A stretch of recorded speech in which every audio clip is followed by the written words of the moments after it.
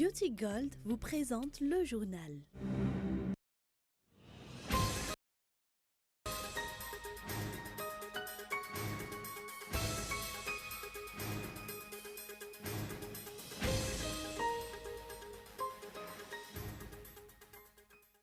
Au cours de ces 25 dernières années, la production de café à Madagascar n'a cessé de se détériorer, une situation qui s'explique par diverses raisons. Des mesures ont déjà été élaborées, il ne reste qu'à les mettre en application, selon un responsable au niveau du ministère du Commerce et de l'Artisanat. L'éboulement d'un rocher de près de 500 tonnes, un douara, un timbazaz, est à craindre. De nombreuses fissures ont déjà été constatées sur ce rocher, selon le Bureau national de gestion des risques et catastrophes. Et certaines familles ont d'ailleurs décidé de quitter leur foyer hier. Dépouillement en cours en Afrique du Sud après les législatives, l'ANC au pouvoir en tête selon des résultats partiels.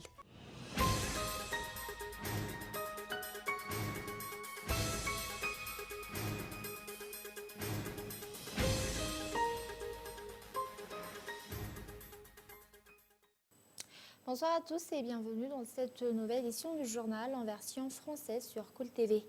À la une aujourd'hui, les travaux de réhabilitation du palais de Manzakamiaden et celui du Premier ministre se poursuivent.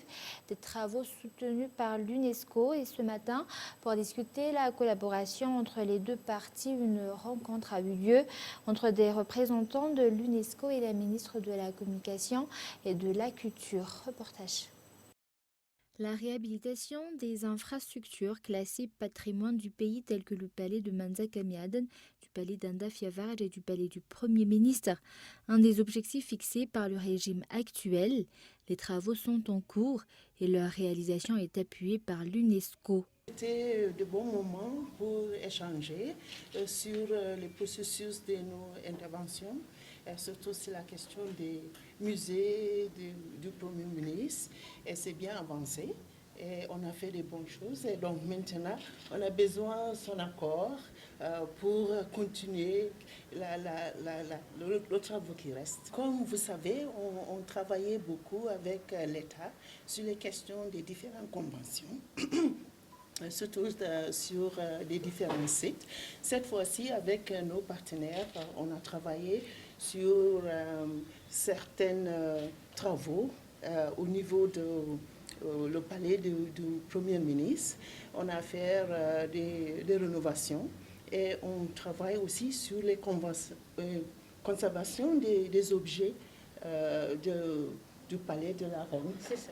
Outre les travaux de réhabilitation, des moyens pour assurer la conservation et la sécurisation des mobiliers dans ce palais se poursuit. Ce matin, des représentants de l'UNESCO accompagnés de la ministre de la Communication et de la Culture sont descendus sur place, une visite qui a principalement porté sur la continuité de la collaboration entre l'État malgache et cette organisation. Et comme nous l'avons annoncé dans les titres au cours de ces 25 dernières années, la production de café à Madagascar n'a cessé de se détériorer. Une situation qui s'explique par diverses raisons. Des mesures ont déjà été élaborées. Il ne reste qu'à les mettre en application, selon un responsable au niveau du ministère du Commerce et de l'Artisanat. Reportage. Le café, un des produits de rente qui font la renommée de Madagascar et dont l'exportation est généralement destinée à la France, en Belgique ou encore au Maroc. Si en 1985, Madagascar faisait partie des 25 pays en tête pour l'exportation de café, sa position s'est dégradée au fil des ans, le positionnant aujourd'hui à la 85e place. Une situation qui pourtant peut être renversée à l'aide d'une collaboration entre l'État malgache, le secteur privé et les agriculteurs, selon l'avis du chef du service de la promotion du commerce durable du ministère du Commerce et de l'Artisanat. Il va falloir trouver des mesures pour la relance de la filière café et mettre en place une politique nationale du café. Je tiens à rappeler que nous avons déjà mis en place un examen national de l'export vert où tous les acteurs de la filière café, dont tout Madagascar, ont participé. Un plan d'action national a déjà été mis en place. Il ne reste plus qu'à attendre qu'il soit appliqué. Une formation destinée à tous les acteurs œuvrant dans ce domaine est également primordiale, d'après les explications. Il faut améliorer la qualité du café à Madagascar alors que les acteurs œuvrant dans ce domaine manquent de professionnalisme. Il faudrait renforcer leurs capacités. D'autre part, cette relance permettra de pousser les acteurs de cette filière à s'intéresser à l'export vert en produisant des produits bio, en plus de renforcer les compétences en matière de commerce équitable.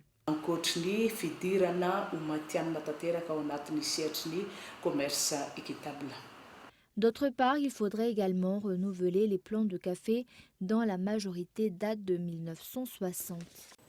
Mais également dans l'actualité de ce jour, l'éboulement d'un rocher de près de 500 tonnes à Ndouaram-Timbazaz est à craindre.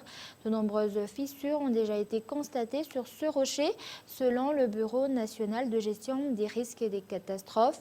Et certaines familles ont d'ailleurs décidé de quitter leur foyer hier pour prévenir tout accident. Pour éviter un nouveau drame, les responsables ont ainsi décidé de procéder à la démolition de ce rocher au cours de la semaine prochaine. Actualité sociale également, les commerçants du marché d'Anousbé s'opposent à la construction de nouveaux pavillons commerciaux à la place du parking actuel, raison pour laquelle ils ont procédé ce jour à un sit-in afin de pousser les responsables à renoncer à ce projet.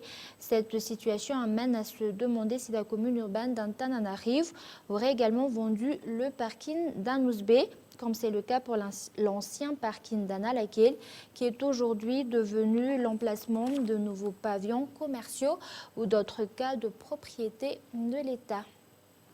Et avant de passer aux actualités internationales, hier dans la nuit, 73 pavillons commerciaux ont été réduits en cendres à Boudvoun après la station Total. Aucun mort et aucun blessé n'a été déploré. Et pour l'instant, l'origine de l'incendie reste inconnue. Les détails dans ce reportage de Injarson. Hier, vers 21h, un incendie s'est déclaré à Boudvoun, près de la station Service Total. Les flammes se sont rapidement propagées à cause du vent et des infrastructures commerciales en bois et ont été réduites en cendres.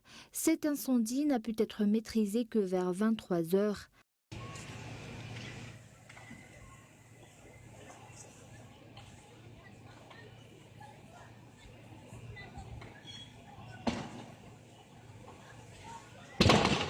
En tout, 73 pavillons commerciaux ont brûlé, mais pour l'instant, l'origine de ce sinistre et le montant des dommages restent encore inconnus.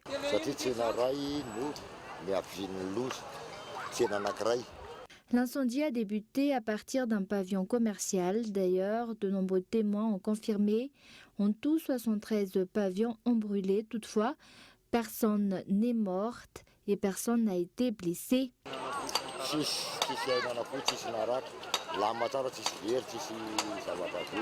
Les infrastructures illicites en bois auraient été responsables de la propagation des flammes, d'après le chef du Vuktan d'Amboudvoun. Les infrastructures se serraient entre eux, contrairement au plan initial.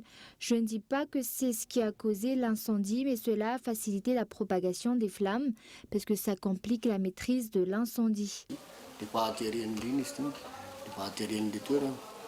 Le mauvais état des bouches d'incendie dans 80% de ceux de la capitale ne fonctionnent plus, ont également représenté une difficulté pour éteindre les flammes. Les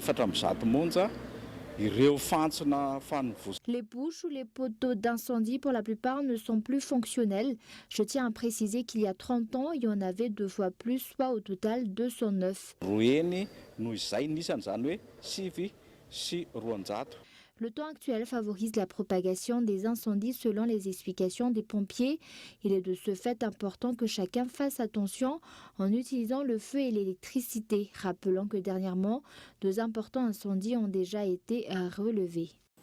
Et passe maintenant aux actualités internationales. Déploiement en cours en Afrique du Sud. Après les législatives, l'ANC au pouvoir en tête selon les résultats partiels. Reportage de France 24. Les résultats tombent progressivement et le paysage politique sud-africain se recompose. Alors en tête de cette élection, pour l'instant, le Congrès national africain avec plus de 55% des voix. Il est largement en tête, mais c'est quand même le plus mauvais score que le parti de Nelson Mandela ait fait depuis 1994. Du côté de l'opposition, c'est l'Alliance démocratique, l'opposition officielle de Mmusi Maimane, qui est en pole position avec près d'un électeur sur 4, a signalé que l'Alliance démocratique a aussi gardé le contrôle de la province du Cap. Sur les partis plus radicaux, évidemment percés de l'IFF, des combattants pour la liberté économique de Julius Malema, qui font des scores très impressionnants dans sa province natale, le Limpopo, et qui, au plan national, passeraient de 6 à 9%.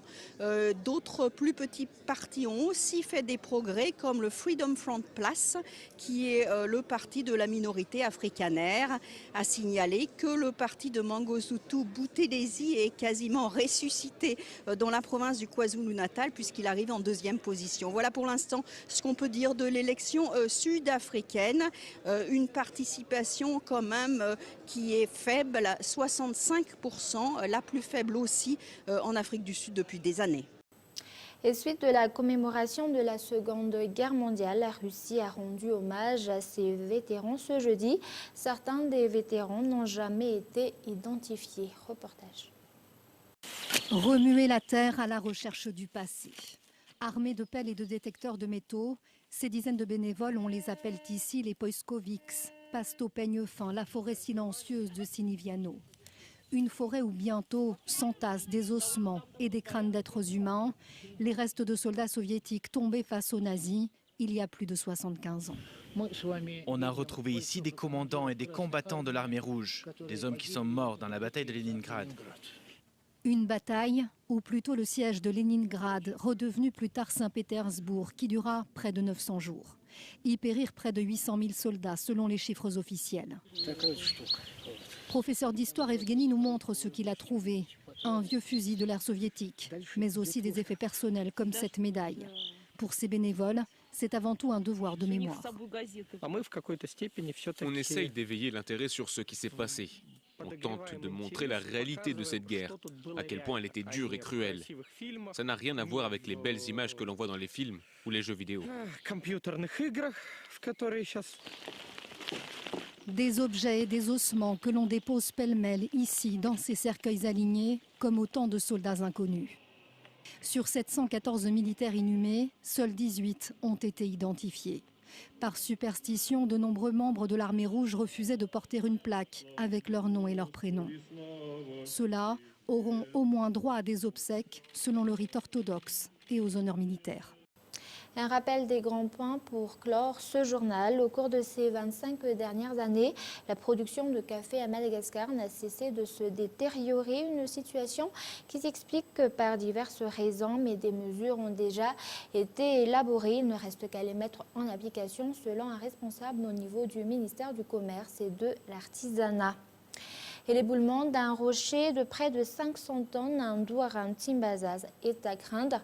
De nombreuses fissures ont déjà été constatées sur ce rocher selon le BNGRC. Et dépouillement en Afrique du Sud après les législatives, l'ANC au pouvoir en tête selon les résultats partiels. Et voilà, c'est la fin de ce journal. Merci de votre fidélité. Passez une excellente soirée en compagnie de Cool TV. Au revoir.